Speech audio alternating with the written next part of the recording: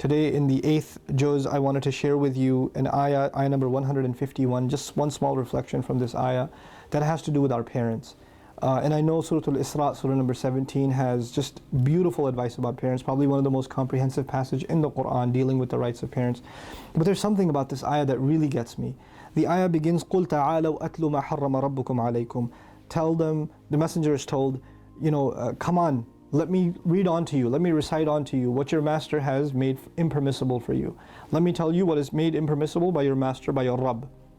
So the ayah is supposed to include things that are impermissible, right? That's what you're expecting, because the ayah begins, let me read to you what is impermissible. So let me make a list of these things. أَلَّا تُشْرِكُوا بِهِ شَيْئًا, that you won't do shirk with Allah, number one. I'm going to skip one and say, وَلَا تَقْتُلُوا أَوْلَادَكُم مِّنْ إِمْلَاقٍ, that you're not going to kill your children because of bankruptcy. نَحْنُ نَرْزُقُكُمْ وَإِيَّاهُمْ, we provide you and we provide them. Don't kill children because of bankruptcy. That's number two. وَلَا تَقْرَبُوا الْفَوَاحِشْ مَا ظَهَرَ مِنْهَا وَمَا بَطَنَ, stay away from all forms of shamelessness, whatever's obvious of it and whatever's hidden of it. Any form of shamelessness and lewdness and indecency, stay away from it. That's number three. Just to review, don't do shirk with Allah, don't kill children out of bankruptcy, and don't engage in any form of shamelessness. وَلَا تَقْتُلُوا النَّفْسَ الَّتِي حَرَّمَ اللَّهُ إِلَّا بِالْحَقِّ, don't kill a person without justification. Don't engage in murder.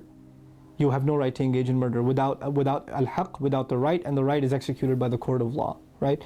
So there are major things that we are stopped from in this ayah. And at the end of it, ذَلِكُمْ وَصَّاكُمْ بِهِ, that is what He counsels you with, لَعَلَّكُمْ تَعْقِلُونَ, so you can apply your intellect. Allah is applying this, giving us this counsel, but in the middle of it all He said, وَبِالْوَالِدَيْنِ إِحْسَانًا, and I'm literally scratching my head because it says وَبِالْوَالِدَيْنِ إِحْسَانًا. Be good, be the best you can possibly be to both parents. I thought the ayah is not about commands, it's about prohibitions. Everything in the ayah was a prohibition. Everything was, don't do shirk, don't kill a person, don't kill your children, don't go near shamelessness, don't kill a person without having justification. Everything is a don't. The only do in the ayah is goodness to parents. You know why that's rhetorically so powerful? Because this, Allah is now saying, anything short of the best to your parents, you better not do. There is no other commandment in Islam where we have to do our best for it to be acceptable, and that if we don't do our very best, that you're actually in sin. There's no commandment in Islam except parents. Except parents. Allah doesn't say you have to have ihsan with Allah, that if you don't have it, then you're in the haram. The ayah is what is haram. The ayah is what is impermissible.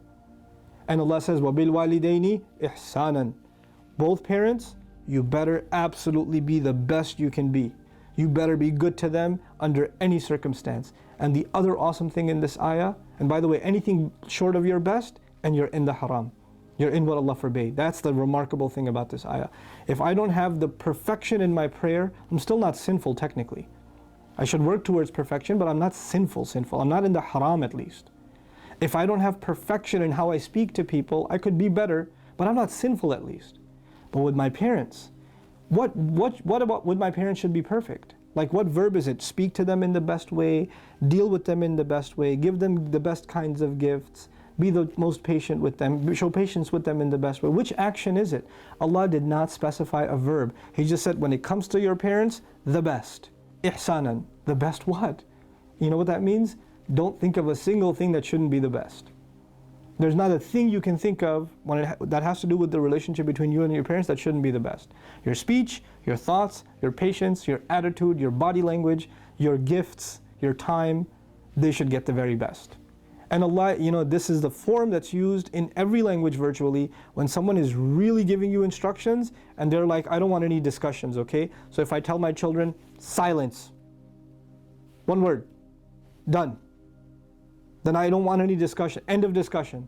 There's no exceptions. I don't want to hear your special case, and I know it doesn't apply to me because I hate my dad or I can't stand my mom. Doesn't matter. It doesn't matter. وَبِالْوَالِدَيْنِ إِحْسَانًا. When it comes to both parents, ihsan. That's it. There's nothing else said. And it's made nasab. You could say nasab ala tawqeed also here. I'm telling you, it better be the best. It's like Allah is saying, I'm telling you, it better be the best. Nothing short of it. And that's in this remarkable ayah, in which everything else was forbidden. And by implication, what's forbidden with our parents is anything short of the very best.